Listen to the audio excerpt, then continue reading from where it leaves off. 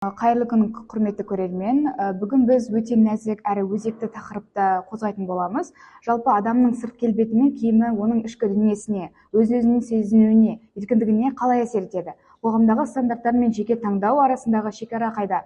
Осы сұрақтарды халықаралық гендерлік маман, заңгер ханым Әйгерім Құсайынқызымен бірге талқылайтын боламыз. Қайырлы күн, бүгінгі еркін подкастымызға қош келдіңіз. Жалпы өзіңізді қалай сезініп жатырсыз? Рахмет, бәрі керемет. Сіздің тұңғыш подкастыңызбен құттықтаймын. Рахмет.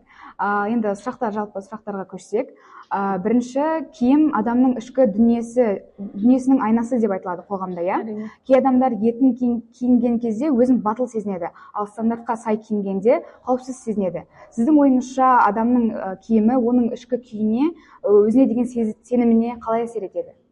Әлбетте, қазақта керемет сөз бар ғой, ағаш көркі жапырақ, адам көркі шүберек дейді. Меніңше қазір киім ол жай ғана шүберек емес. Ол сіздің identityіңіздің, менің кімдік, national identity'nin кризисте жүрсем, мен өзім кім екенімді іздеп жүрсем, менің мінезімнің, менің құндылықтарымның, менің ұстанымның, менің өмірдегі саяси әлеуметтік позициямның жалғасы деп айта аламын. Ол жай ғана киім емес. 20-шы ғасырда киім жоқшылық заманы болды, соғыс заманы болды. Киім жай ғана сіздің дене әлпетіңізді әлеуметтік нормаларға сай денеңізді жауып тұратын бір шүберек қызметін атқарады. Қазір ол жай шүберек емес. Ол сіздің позицияңызды көрсететін, сіздің стиліңіздің, талғамыңыздың нәтижесі болғандықтан, кез келген адам мен өзінің гардеробына қараған кезде бір стильді ұстануға тырысады. Мысалы, фэшнде не деп айтады? Сән келеді кетеді, бірақ стиль қалады дейді.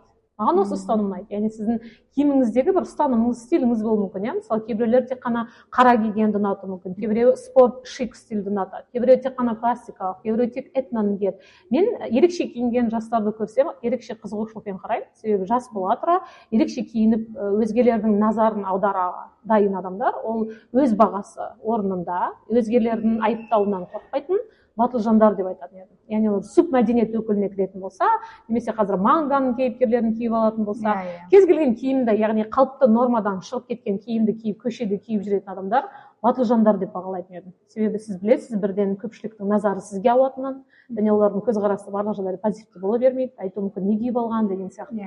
Мен өзім осыдан 5 жыл бұрын тақия шапанмен көшеде жүрген кезде көп халықтың былай сұқтана қараған көзқарасына қарайтын, былай сыйлап, немесе ұлттық киім киген қазақ қыз екен деп қолдау мақсатымен емес, көбісі былай бағалап, judgmental көзқарас дейді ғой, сынап қарайтын және позитивті болмайтын. Кезде мен айтатынмын, әдемі ғой, ұлттық киіміміз әдемі ғой, неліктен ұлттық киімді трендке айналдырмасқа деген сияқты. Кейін бір осыдан 2 жыл бұрын есіңізде болса, тақия ұлттық киім мейнстримге айналды. Бірақ қазір ол мейнстрим басылып қалған сияқты. Яғни ол бір уақытша тренд болды да, тұрақты болып қала алмады. Онда бірнеше себебі бар, оны әлеуметтік антропологтар зерттей жатады деген үміттемін. Жалпы мен өзімде осы қазақи нақыштағы осы көріп отырсыз, әшекейде өзім осы стиліме қосқым келеді. Бұл бір жағынан өзімнің мысалы құндылығым деп есептеймін. Осылай киінгенімді маған ұнайды дегенде. Және осы менімен қатар жастарда осылай киініп жүрген мен де қалар едім. Ал енді келесі сұрақ, біз көріп жүргендей әлемдік сән индустриясында қыз-келіншектерге арнайы брендтер мен стильдік талаптар өте жоғары. Соның бірі мысалы Шанель, Личи деген, Гуччи деген брендтер арқылы белгілі бір олар стандарт ұйымдастырады, ұсынады. Ал біздің қазақы қоғамда дұрыс киіну, яғни осы қыз балаға жарасады деген арнайы бір стереотиптер бар.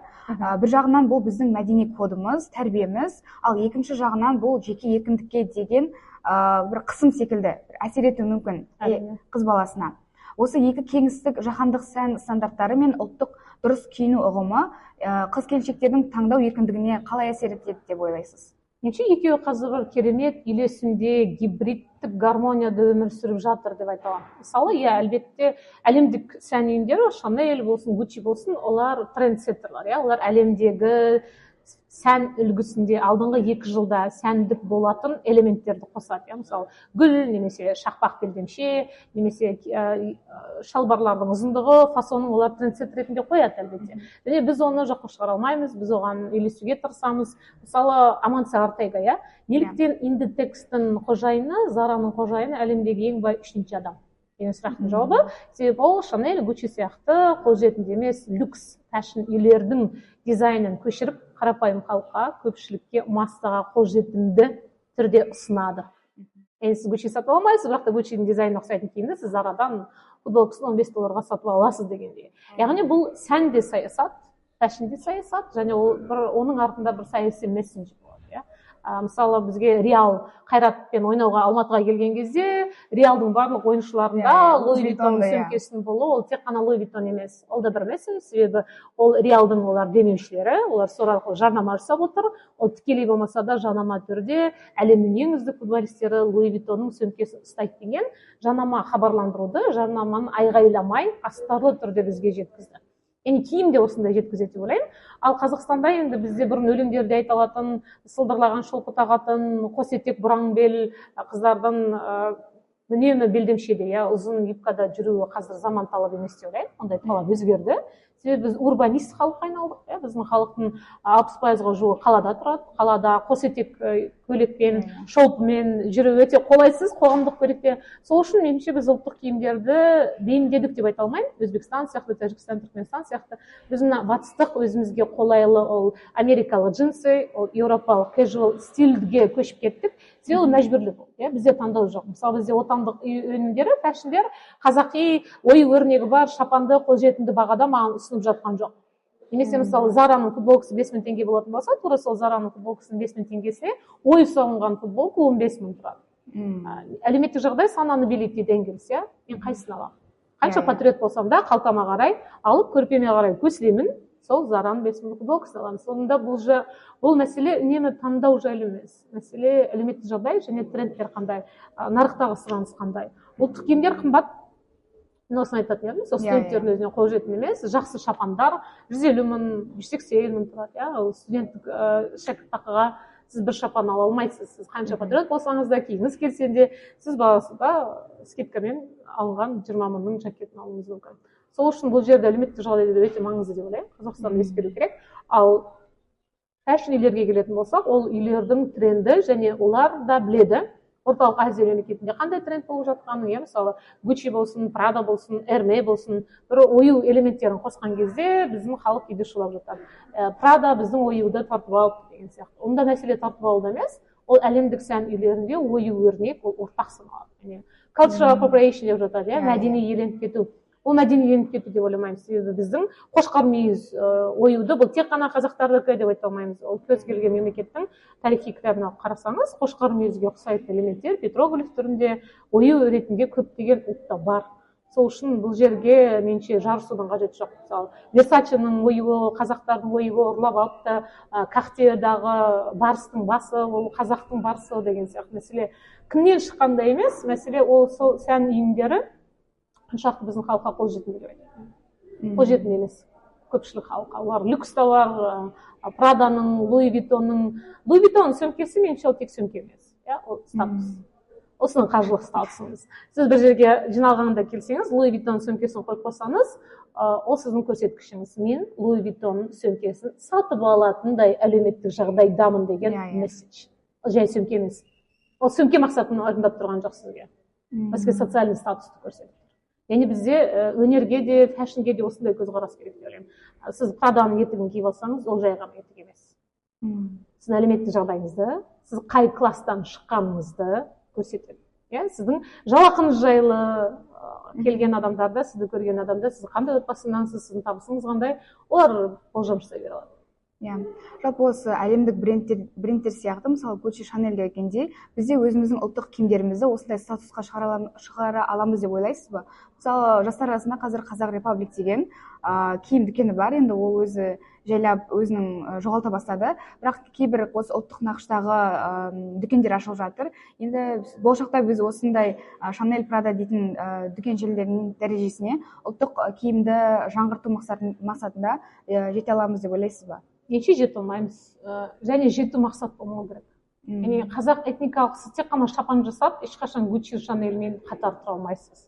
Gucci, Chanel-дің тарихы, оларды тағы айтамын, тек қана сән емес. Олардың тарихи маңызы бар, мәдениеті бар, Кристиан Диордың, Chanel-дің өзінің ерекшеліктері бар, олардың өзінің бір identity бар, тән қасиеті. Және олар мен Gucci екенмін тек қана италиялықтарға, мен Chanel екенмін тек қана француздарға көйлек тігемін демейді ғой. Олар әмбебап, универсалды дизайн. Мысалы, Коко Шанель соғыстан кейін кішкентай қара көйлек кез келген қыздың гардеробында болу керек деген месседж арқылы өзінің қара көйлектерін сата білді.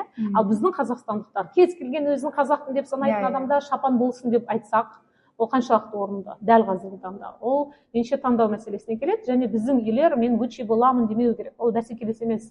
Меніңше екеуі екі кеңістікте жатыр. Даму сатысы мүлдем екі түрлі. Біздің аудитория бүкіл Қазақстан, әлемдегі 8 миллиард халықтың 1%-ын шапанға кигізіп жіберу емес қой. Меніңше шапанға бізде кейде көзқарас әлі де киім деңгейіне көтерілмеген сияқты. Бізде шапанизация деген ұғым бар, тақияизация деп айтып жатады. Қазір маған ұнамайды, мысалы Николас Кейдж Қазақстанға келген кезде шетелдіктер келсе, оған шапан жауып береміз, бірақ өзіміз киеміз. Бірақ өзіміз тойда киемізде сармайдай сақтап сандыққа салып қоямыз. Оның не қажеттілігі бар? Неге біз шапандарды шетелдіктерге кигізуге сондай құмармыз? Ол да бір отарланған халықтың психологиясы емес па? Меніңше комплекс сияқты. Ұлттың. Я менің шапаным, мен өзім кимеймін, бірақ мен өзге ұлтқа сыйлық ретінде беремін. Я ол тарту, я ол дәстүр. Бірақ та сен өзің кимей, өзің классикалық италиялық пиджакта, Арманидың пиджагында тұрып, қонаққа шапан беру маған сәл ерсі көрінеді. Шапан беріңіз, өзіңіз де шапан кисеңіз. Сіз өзіңіздің ұлттық киіміңізді қадірлемесеңіз, өзге ұлттың қадірлеуіне не қажеті бар? Немесе қонақ кезде шапанмен түскен Николас Кейдждің суреті мемге айналып кетті. Неге?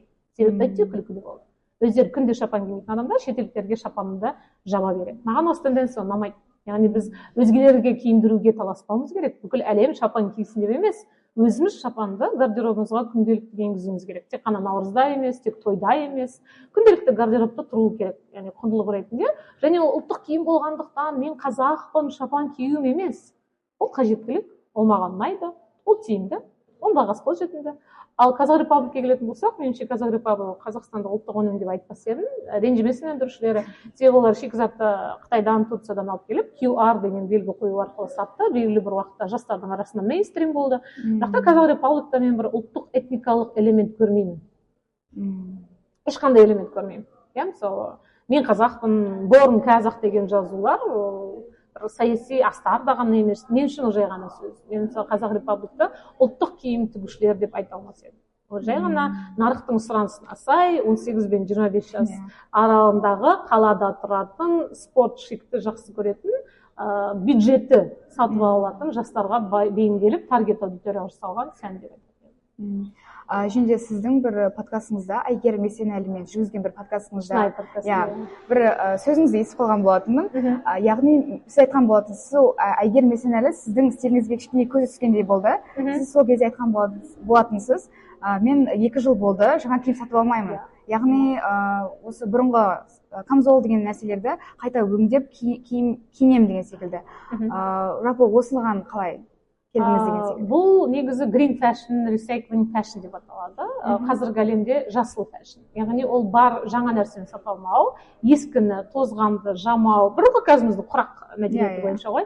Мен гардеробымдағы киімдердің жартысы қазір анамның бұрынғы ескі пиджактары, немесе әкемнің шалбары деген сияқты. Мен жаңа киім сатып алмауға тырысам, веган ретінде, эко-белсенді ретінде. Себебі жаңа киімді сатып алу ол планетадағы жылда шығып жатқан тонналаған қоқыстың көбеюіне алып келеді. Яғни менің киімім, мен сатып ала беретін болсам, ол қоқысқа алып келеді. Яғни мен бұған әлбетте саналы түрде ұзақ уақыт бойы келдім. Яғни киімді қажеттілік болмаса сатып алмау. Не үшін сатып аламын? Бар киімді ұқсатамын, тігіншіге апарамын, қайта жасаймын, қайта тігемін, өңдеймін, немесе халықтың арасында second hand деп аталатын, винтаж комиссион дүкендерінен ұсталған киімдерді сатып алып, жаңа таза киімдерді химчисткаға беріп, оларға 2-ші, 3-ші беруге тұрсам, мен шынымен шопингке мүлдем бармаймын. Шопингке бару мен үшін уақыт құрту және жаңа киім сатып алмауға тырысам, әлбетте кейде тура келеді сатып алуға. Қажеттілікке байланысты, Астананың ауа райына байланысты деген сияқты. Мысалы, кейде шалбарды алмастыратын дүниелер болмайды, нәски, іш киім сияқты дүниелер әлбетте оны сатып аламын. Бірақ та сырт киімдерге келетін болсақ, мен гардеробымды жаңа киіммен толықтырмастан бұрын 7 мәрте өлшеймін, яғни қайта ойланамын, бұл қажет па маған, қажет емес пе, қажет болатын болса, планетаға қалай зиян келеді деген сияқты. Мен бұл түсінігімді бірден айтайын, көп адам түсінбейді, көбісі қолдамайды, қолдаушылар аз, жалпы Қазақстанда осы ұстанымды ұстайтындар аз деп ойлаймын. Енді келесі сұрағымыз, жалпы ұлттық киім мен заманауи стильді ұштастыру, бұл дәстүрді сақтау ма, әлде жаңарту ма? Жалпы осы қазіргі заманауи бір, мысалы, толстовка деп айтамыз ғой, сол күртелерге қазақы стильді ұштастыру, бұл сол, мысалы, сенің қазақ екеніңді білдірту ма, әлде бұл бір жаңарту стилі ме? Рахмет, керемет сұрақ. Меніңше ұлттық киімге байланысты, ол дәл қазір ұлтпен байланысты емес деп ойлаймын. Яғни мен қазақ болған сондықтан емес, ол бір жаңа өзгеріс. Қазір бізде нарықта таңдау көп, стиль көп. Мысалы кәрістердің киім стилі бар, еуропалық стиль бар, яғни таңдау сіздің талғамыңызға байланысты болуы мүмкін. Ал ұлттық киімдер маған не ұнайды, себебі мен айналамдағылар киіп жүр, яғни еліктеу негізгі фактор деп ойлаймын. Мен мысалы киім алатын кезде айналама қараймын, әйелдер не киіп жүр, қазір не тренд, қазір мен бір киім киіп шықсам мен ерекше болып қалмаймын ба? Менше осыған қарай бейімделеді. Ал мен қазақпын, мен ою киюім керек деген бір ішкі сұраныстан туған жан айқай деп ойламаймын. Ол жай ғана экономикалық, нарықтық, маркетингтік жарнаманың қолданысы деп ойлаймын, қолданыс аясы деп ойлаймын. Келесі сұрағымыз, жалпы қазір 21 ғасыр, яғни әлеуметтік желі дамыған. Жалпы контент жасаушылар мен блогерлердің киім арқылы қандай да бір стандарт қалыптастыруда жауапкершілігі бар ма? Блогерлердің әлбетте бар, оларда әлеуметтік жауапкершілік бар. Бізде заң бойынша құқықтық жауапкершілік деген ұғым бар. Әлеуметтік моральдық жауапкершілік жайлы біз айтпаймыз, себебі ол ешқандай заңмен жазаланбайды. Ол халықтың ұят, мораль сияқты этикалық соттарына тырнақшаның ішінде салынғаннан кейін біз оларды түсінуіміз керек. Мысалы, блогерлер нені насихаттайды? Олар ұлттық киім киюді насихаттайды ма? Немесе есімде осыдан бірнеше жыл бұрын Ресейдің әншілерінің бірі былай айтқан болатын: мен бүгін киген киімімді ешқашан қайталап кимеймін деген. Яғни менің бір киетін киімім ол бір мәртелік киім деген. Меніңше бұл өте қауіпті. Себебі сіз егер солай киінетін болсаңыз, ол мына саналы фэшн, reasonable фэшнге қарсы. Себебі сіз экологияны ойламайтын, ысырапшылдыққа баратын адамсыз деген сөз. Неге? Себебі біз тарихқа үңілетін болсақ, жалпы көшпенділердің гардеробы өте қазіргі тілмен айтқанда тұрақты дамуға апаратын sustainable фэшннің ішіндегі экологиялық тұрғысынан өте тиімді болған. Яғни бір шапанды, бір күшіктің өзін, киімнің ғана өзін 2-3 сезон бойы, маусым бойы кию, оны жаңарту, жамау, құрақ құрау, ескірту, кенжелердің, үлкен баланың киімін киюі, ол экологиялық тұрғыдан да өте тиімді. Яғни ұқыптының тоны тозбас дейді ғой. Бізде ұқыпты болу насихатталады. Киімді ұқыпты ұстау, бір киімді 5 жыл кию, 10 жыл кию, ол сіздің ұқыптылығыңызды білдіре ме? Экономикалық тұрғыдан жұпын екендігін көрсете ме? Сіздің жомарт жан емес екендігіңізді көрсете ме? Қоғам бәрібір кішкене транжирлікке жақын деп ойлаймын. Себебі маркетинг соны қолдайды. Мысалы, H&M мен Zara, мен жаңа айтып кеткендей, Zara неге әлемдегі 3-ші бай адам иесі. Себебі ол fast fashionды жарнамалайды. Бүгін бір туған күнге бір көйлек ки, келесі шараға оның киме, сенің киімің қайталанбауы керек. Неге қайталанбауы керек? Неге менің гардеробымда әлемдік деңгейдегі саяси шешім шешу керек? Ал менің талғамым, менің таңдауым қайда қалды? Экология қайда қалды? Яғни саналы көзқарас ол өндіріске байланысты. Сіздің үйіңізден қаншалықты қоқыс шығады, киім де қоқысқа айналады. Бірақтан қоқысқа айналдырмауға болады. Қалай айналдырмауға болады? Қажет емес киімді сатып алмау арқылы, бар киімді жамау арқылы, бар киімдермен құрақ киім шығару арқылы. Осыны көбірек насихаттаса екен деген үміттемін. Себебі бұл экономикалық жағынан да, жалпы ұлтқа да пайдалы. Бірақ та көп жағдайда біздің блогерлер бір жарнамалайды ғой дүкенді. Қалай жарнамалайды? Киімді жарнамалау мүмкін. Мысалы, мен мына брендті жарнамалаймын деп, бірақ та ол шынайы өмірде ол брендті өзі кимеуі де мүмкін. Бірақ та оны дүкен сұрады, бартермен. Маған мына дүкенді жарнамалап бер, сол үшін мен бұл жағдайда, көп жағдайда блогерлерге сене бермеймін. Олар менің сенуіме ие тұлғалар емес көп жағдайда. Мен немесе мына блогер мына киімді жарнамалап жатыр, мынау жақсы екен ғой деп ешқашан алмаймын. Себебі блогерлер қатты айтсам ренжімесін, қаңбақшалдар сияқты жер қайда ұшса солай бағытқа бара береді. Яғни сізге қандай жарнама төлеуші ұсынса, қандай киімге қатысты, меніңше олар жарнамалай береді деп ойлаймын. Енді келесі сұрағымыз, жалпы бұл қорытынды сұрақ болып табылады. Біздің қазақи отбасыларда бір мынандай нәрсе бар: еркін киінгім келеді, бірақ отбасым, ортаның реакциясы алаңдатады дейтін қыздарға қай шекараны сақтауға кеңес берер едіңіз? Қалай киіну туралы? Ой, шекара ол ең қиыны. Біріншіден киіну кезде түсіну керек. Сіз 18-ге толған, кәмелет жасына толған ересек адам ретінде өзіңіздің гардеробыңызды өзіңіз шешуіңіз керек. Бұл ересек өмір. Ересек өмір осыдан басталады деп ойлаймын. Ол сіздің жеке банкалық шотыңыздың болуы, сіздің гардеробыңызға ешкімнің қол сұқпауы, сіздің туыстарыңыздың, сіздің тойдағы киіміңіздің декольтенің тереңдігімен белдемшенің ұзындығына пікір айтпауы мүмкін емес. Олар пікір айтады. Себебі бізде қыздан қырық үйден тыю деген мақал болғаннан кейін міндетті түрде туыстар сіздің шашылыңызды, сіздің мейкабыңызды олар сөз етеді. Әсіресе қыздар айтады, ұлдар маңызды емес, трикомен тойға келсе де олар ең әдемі жігіт болып саналады. Осы жерде біз түсінуіміз керек, қыздар жеке шекарасын қорғай білу керек деп ойлаймын. Яғни мен ересек адаммын, менің киімімді не киетінімді мен өзім шешемін. Және бұл менің талғамым, бұл менің қалауым. Егер сіз мысалы 20 жасқа келіп, 25 жасқа келгенше киіміңізді біреу шешіп отырса амаңыз, иә, қызыл түс саған жараспайды, бұны киме, юбка киме саған жараспайды, ақ рубашка киме, сен өзің қап-қарасың деп айтатын адамдар болса, түсініңіз, олар сіздің жеке кеңістігіңізге қол сұғып жатыр, иә, сіздің автономдығыңызды ұрлап жатыр. Бұл сіздің өміріңіз, сіз банкалық счетыңызды, өміріңізді, кәсіби жолыңызды, жеке өміріңізді қалай жоспарласаңыз, меніңше гардеробты да солай жоспарлау керек. Себебі гардероб, біз жоғарыда айтып өткендей, ол тек қана киім емес, ол сіздің тұлғалық қабілетіңіз бен қасиетіңіздің жалғасы. Мысалы, негізі кейбіреу өйстіп айтады, иә, шығармашыл адамдар киімінен көрініп тұрады. Иә, сен олар өте батыл киінеді. Мысалы, неоновый киімді кез келген адам көшеге кие алмайды. Немесе кез келген қыз, мысалы, көшеге тағыз тақия киіп шыға алмайды. Себебі елдердің назарына түсуі мүмкін, немесе астанада құлағыңыз түсіп қалуы мүмкін. Яғни сіз мен ұлттық киімге деген қаншалықты махаббатым болса да, практикалық жағынан мен оны кие алмаймын, немесе ол маған ұнамайды, немесе мен қазақ элементтерін күнделікті гардеробқа кіргізе алмауым мүмкін, қаласам да. Біз ондай адамдар бар екенін түсінуіміз керек. Ұлттық киінгісі келеді, бірақ қолынан келмейді. Себебі ол қымбат, немесе үйреніп қалған стильден шыға алмайды. Сіз гардеробты стильді өзгертуге де көп нәрсе әсер етеді. Сіздің көзқарасыңыз, өміріңізде болып жатқан оқиғалар, сіздің шаш үлгіңіз, иә, кез келген дүние өзгеріске алып келген кезде біз түсінуіміз керек. Оның астарында не жатыр? Сіз бір күн таңертең тұрып, мен бүгіннен бастап тек қана ұлттық киемін деген ішкі сұранысыңыз пайда болса, сіз рефлексия жасаңыз. А бұл қайдан шыққан сұраныс? Бұл қайдан келді? Менде ұлттық киімге деген махаббат қайдан туып қалды? Сол кезде сізге өз жауабыңызды өзіңіз табасыз. Себебі мен айналамдағылар бәрі ұлттық киіне бастады ма? Әлде маған ұлттық бұрыннан ұнайтын еді? Әлде ұлттық киініп жүру ол маған қоғамда өз ортамда ерекшеленуге рұқсат беремін? Немесе ол менің ата-анамның көзіне жақсырақ көрінуге әсер етеді ме? Яғни әркімнің өзінің бір ұтатын пайдасы болуы мүмкін. Киімнің өзінен ақ, сіз қай жерге киініп баратыныңызды, қайда не киіп баратыныңызды біз өзіміз білеміз ғой. Сіз спорт залға коктейльный көйлекпен бармайсыз, немесе тойға киініп баратын өзіңіздің стиліңіз, шаш киім үлгісі бар, иә, мейкап. Ол заң ешқай жерде жазылмаған, бірақ ол әлеуметтік желіде біздің талғамымыз бен талдауымызды қалыптастырып қойған.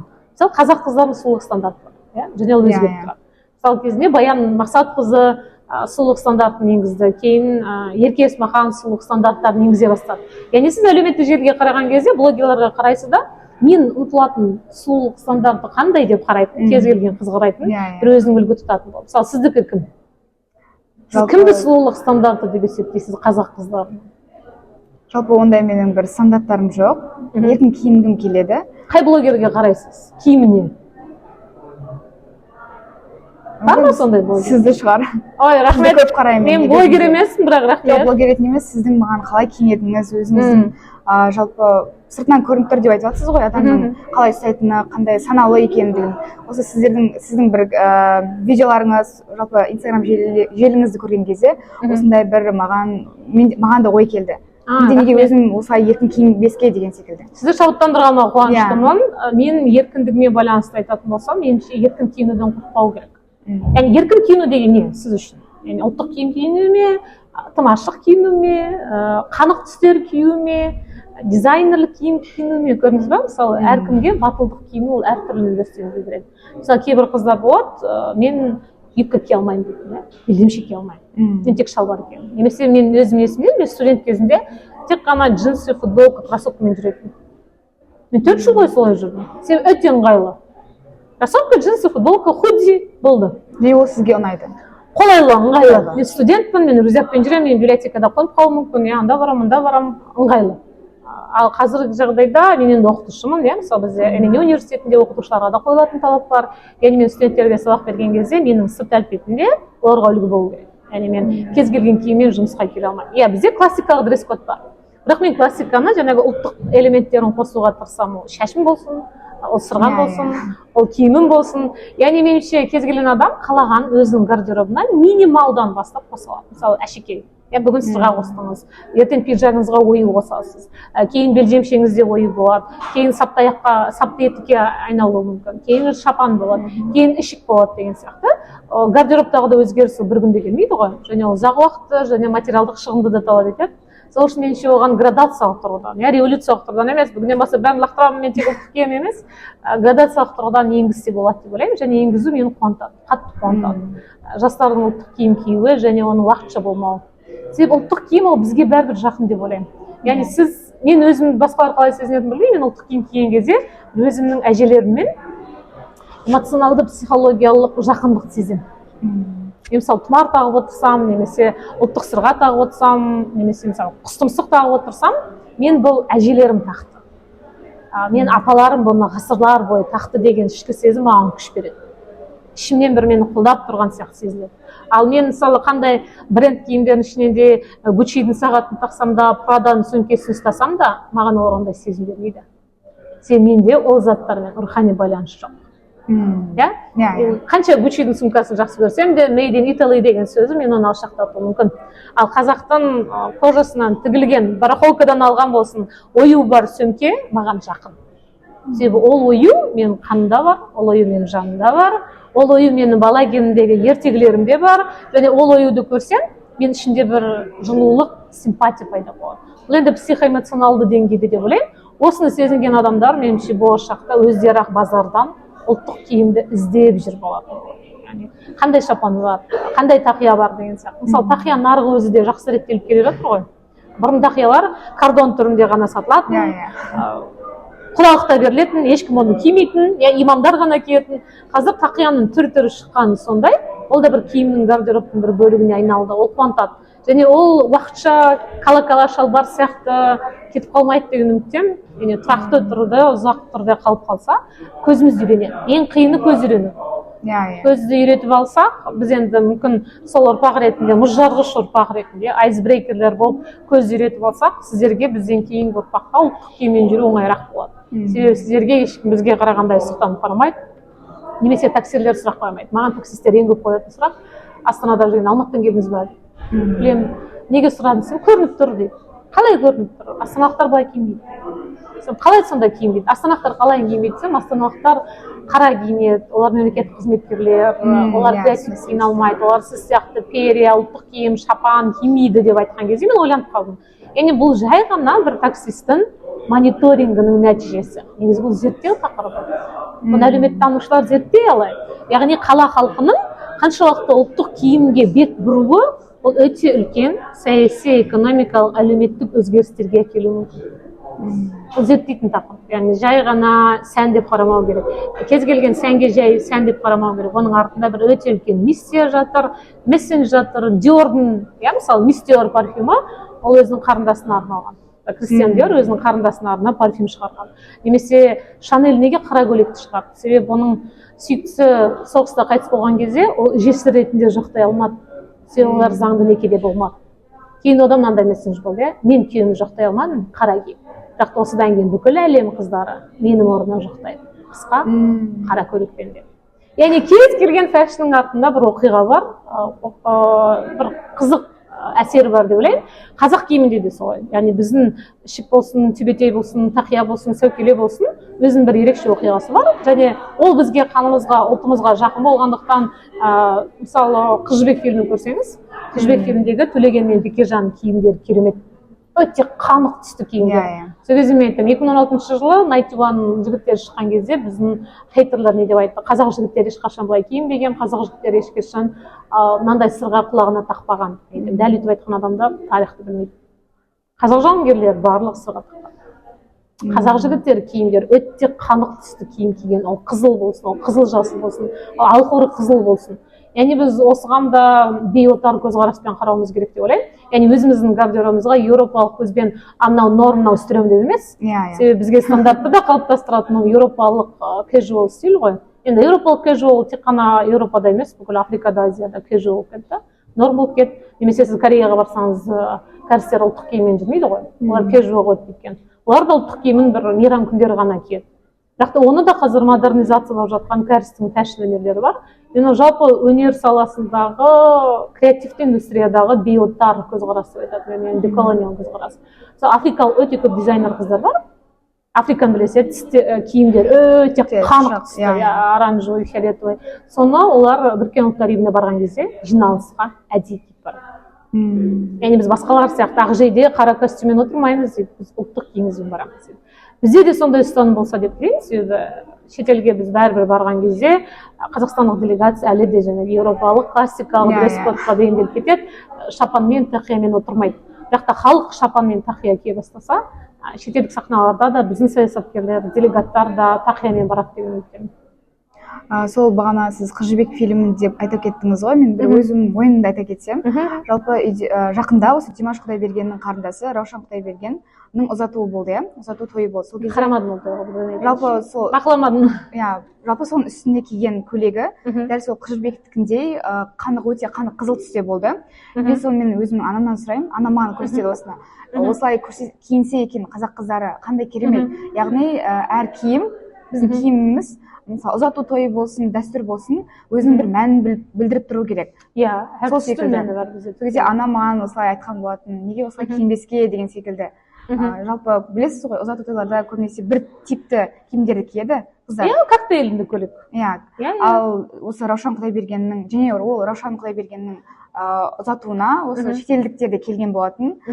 Неге осылай жасамасқа деген секілді анамның бір ойы болып қалған. Иә, ол да трендсеттер деп ойлаймын, себебі енді Димаштың қарындасына әлемдік назар ерекше ғой. Димаштың қарындасы деп қарайды, иә, дерстар, фанаттар қарайды. Оны бір қазақ қызының эталоны деп қарау мүмкін шетелдіктер. Димаштың қарындасына қарап, Раушанға қарап, қазақ қыз демек осындай. Демек қазақ қыздарының гардеробы осындай деп қарайды оған. Бірақ әлбетте біз әртүрлі екенімізді де ескеруіміз керек. Немесе ұзатуды жақсы айтып қалдыңыз. Бізде көп жағдайда қыздар ұзатылған кезде сәукелемен шығады ғой. Сыңсу ән айтады. Бірақ та тойға барған кезде свадебный көйлек ол еуропалық. Италиялық, пышный, ақ көйлек, фата. Бұны бәрі еуропалық. Меніңше енді фатаны сәукеле әзірге алмастыра қоймайды. Ұзатуда біз ұлттық киеміз, үлкен тойға барған кезде көбісі еуропалық киімді бәрібір киіп алады. Оны өзгерту үшін білмеймін неше жыл керек екен. Жалпы біздің сұрағымыз уже соңына келіп қалыпты. Жалпы бүгінгі подкастқа өте маңызды әрі өзекті тақырып болды. Қонағымызға маңызды әңгіме мазмұны үшін көп алғыс білдіремін. Жалпы сізбен осы әңгімелескенім соншалықты камераға маңызды. Айттым ғой, көңіл аудармадым, бәрі жақсы болады. Назар аудармаппын. Тыңдарман қауым, сіздерге көп рахмет. Келесі кездескенше аман сау болыңыздар.